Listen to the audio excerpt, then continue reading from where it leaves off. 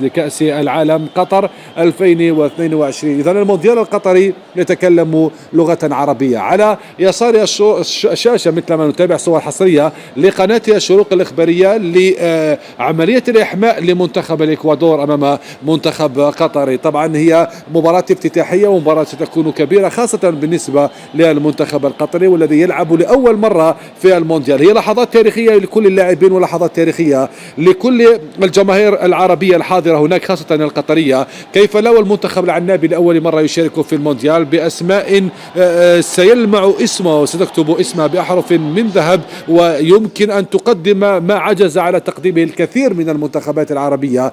كيف لا وعندما تكون تشارك في المونديال فهذا أمر محفز بحد ذاته. كيف لا وأنت تشارك في المونديال فوق أرضية ميدانك وأمام جماهيرك وأمام أمير دولتك. طبعا هي العوامل التي ستحفز اللاعبين فوق أرضية الميدان لتقديم ما عليهم في مباراة افتتاحية نتمنى أن تكون عند حسن تطلعات الجماهير الرياضية المتابعة. الجزائر أو قطر الإكوادور، وكم كنا نتمنى أن تكون الجزائر حاضرة في هذا العرس الكروي، لكن قطر حاضرة ومنتخبات عربية أخرى حاضرة، 4 منتخبات حاضرة في هذا العرس المونديالي الكبير ب 32 منتخبا. انتظرنا كثيرا وانتظرنا كثيرا وكثيرا، لكن ساعة الحسم دقت بتوقيت قطر، بتوقيت الدوحة القطرية، وبتوقيت البيت الذي جمع العالم في بيت واحد عربي ليكون الكلام بلغة عربية في المونديال. سكت المشككون وصمت كل من أراد أن يعكر صف العرب باحتفالهم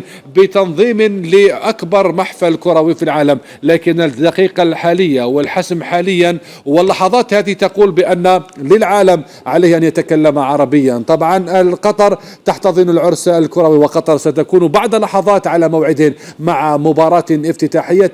القطر تواجه منتخب الإكوادور. طبعا المونديال الذي سيدوم 28 يوما مثل ما قال سمو أمير دولة قطر. نريد أن نرى نسوجا كروية ونريد أن تكون عروض كروية جميلة من منتخبات 32 تشارك في هذه النسخة، ونتمنى أن يستمتع كل من هو حاضر في قطر. قطر تجمع العالم، قطر رغم صغر مساحتها بإمكانياتها الكبيرة، قطر المضيافة ترحب بالعالم وتقول بأنها قادرة على أن تستضيف العالم ليعيش لحظات تاريخية وكبيرة. استمتعنا بحفل الافتتاح ونريد أن نستمتع أيضا بعروض كروية كبيرة فوق أرضية الميدان. ملعب البيت ومثله 7 آخرون جميعا سيكونون محطات ومسارح لمباريات كبيرة نتمناها أن تكون جميلة.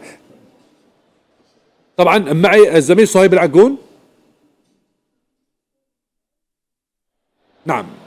نعم في انتظار أن يكون جاهز معنا، أو لا بأس أن نعود للخبير الدولي في كرة القدم السيد عبد العالي إيريدير. سيد عبد العالي، تابعنا شاهدنا حفل الافتتاح كبير وضخم، وبعد لحظات سيكون موعد مع مباراة افتتاحية. كلمة لما عشناه كعرب منذ لحظات. أول شيء أخويا خالد، قبل هو طبعا يعني الشيء اللي قدمته وكلمت انه عرس قطري ينطلق بلغه عربيه بكفاءات عربيه، وهذا شيء يشرف كل العالم العربي. لا ننسى ان مدينه الخور التي فيها هذا الملعب العالمي على اسم بيت، وهو بيت الشعر مثل ما يقولوا اهل الخليج، فهي اول دوله أول مدينة عربية مسلمة تدخل التاريخ. زيادة على هذا أقول لك ما تقديمك حاليا على كأس العالم مثل ما يقولوا أهل الخليج يصح لسانك، يعني صراحة ما اعطيتنا ولا فرصه حتى نتكلم، يعني الله يخليك. لانك قدمت كل شيء بكل صراحه. الله يعني يخليك. انا انبهرت لكل ما كنت تتكلم عليه. عشنا الحدث سي عبد العالي، عشنا الحدث والله كانك موجود في البيت، كانك في الحدث ذاته وليس في الاستوديو. صراحه شكرا جزيلا لك. لا يعطيك العافيه مثل ما يقولوا اهل الخليج. طبعا انا